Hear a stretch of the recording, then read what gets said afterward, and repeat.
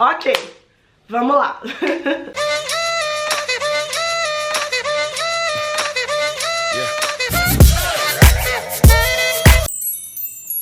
Olá, povo, sejam muito bem-vindos para o Sou Vaidosa. Eu sou a Chan e hoje eu tô aqui pra gente poder conversar aí sobre algumas leis que já houveram no Brasil e marginalizaram o povo negro e sobre as cotas raciais. Vocês sabem que eu gosto muito de trazer aqui pra vocês alguns fatos históricos que ajudam a gente a entender melhor por que a nossa sociedade é desse jeito hoje, né? Infelizmente a gente ainda foi educada pra acreditar no mito da democracia racial, então tem muita mentira que foi transmitida pra gente que foi mal contada ou que nem foi contada, né? Que eu acho muito importante a gente saber aqui. Porque eu vejo aí um povo se colocando contra as cotas raciais ou contra leis e ações afirmativas aí pro povo preto, mas pouquíssimas pessoas sabem que existiram já aí 7 leis no Brasil que contribuíram para a marginalização da negritude. A primeira delas foi a própria implementação da escravidão. A lei foi assinada em 1530, após alguns anos aí de tentativa de escravidão com os índios, que não foi bem sucedida, afinal, a terra é deles, né? Eles conheciam todos os caminhos das florestas, da selva, muito melhor do que os portugueses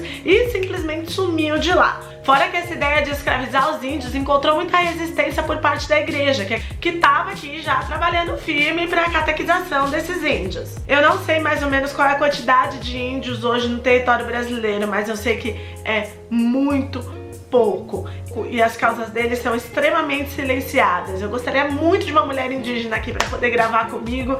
Quem sabe eu não trago uma pra gente poder falar melhor dessa história. Os negros, eles já eram desumanizados, eles eram tratados como sub-humanos, então ninguém se opôs à escravidão deles, nem a igreja, nem ninguém. E em 1531 chegou aqui o primeiro navio negreiro. Eu vou por ordem cronológica, tá, meu povo? Pra ficar mais fácil aí da gente situar ao redor da história. Vamos falar agora sobre a Lei Complementar à Constituição de 1824. Foi o ano da primeira Constituição do Brasil e nela os negros não tinham direito nenhum. Nessa Constituição, por lei do Império, os negros não podiam frequentar escolas para que não pudessem transmitir doenças ao resto da população toda. Os poderosos do Brasil, na verdade, sabiam que a educação sempre foi uma alavanca para a ascensão social, econômica e política de qualquer povo. E com esse decreto, os racistas do Brasil ganharam armas para encurralar toda a população negra, mesmo aqueles que já eram alforriados, lá,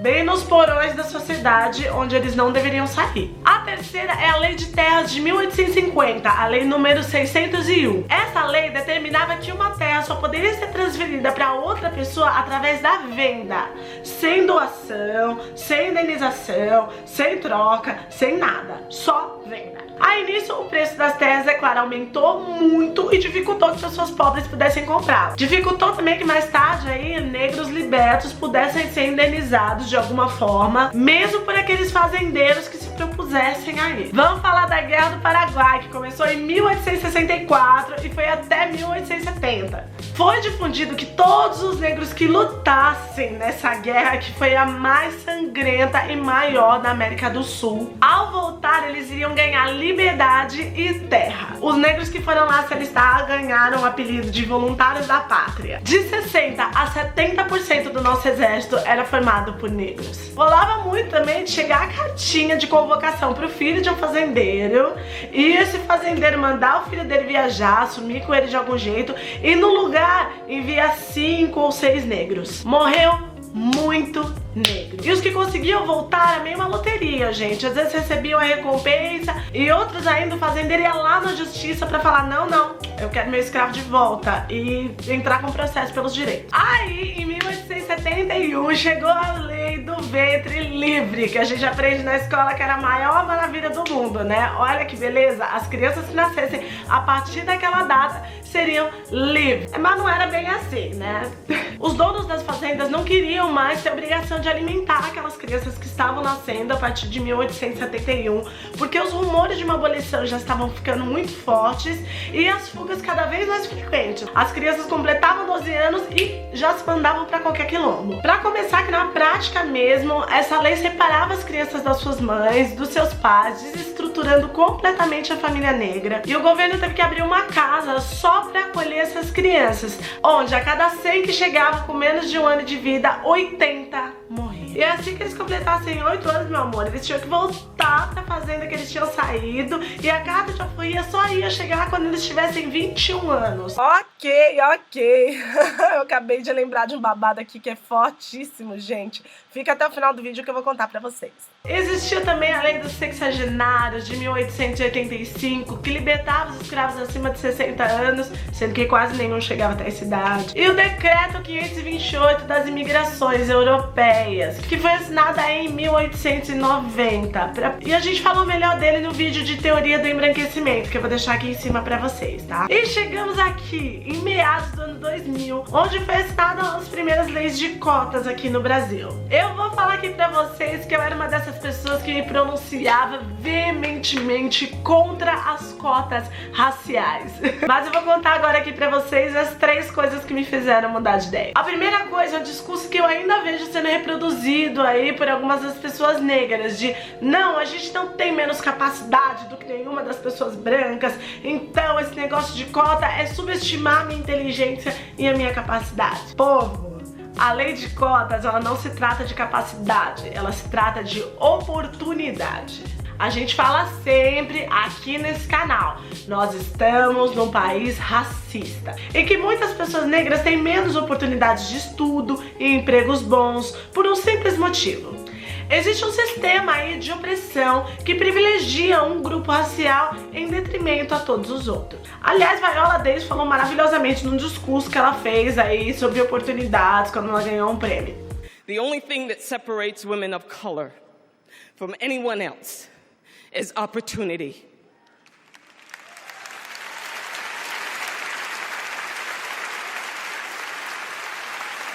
A gente já falou bastante de história aqui hoje, mas dá pra perceber que essa oportunidade é negada pra gente há muito tempo.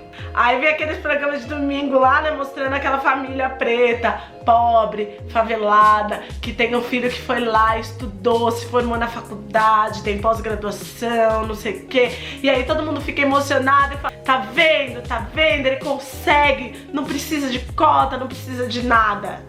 A gente precisa parar de exaltar as exceções e parar também de fingir aí como se as nossas derrotas e as nossas vitórias só dependessem da gente. Os nossos passos vêm de longe, muito longe.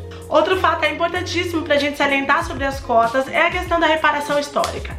Eu nunca vou esquecer o dia que um preto virou pra mim e perguntou, qual que era o sobrenome da sua bisavó?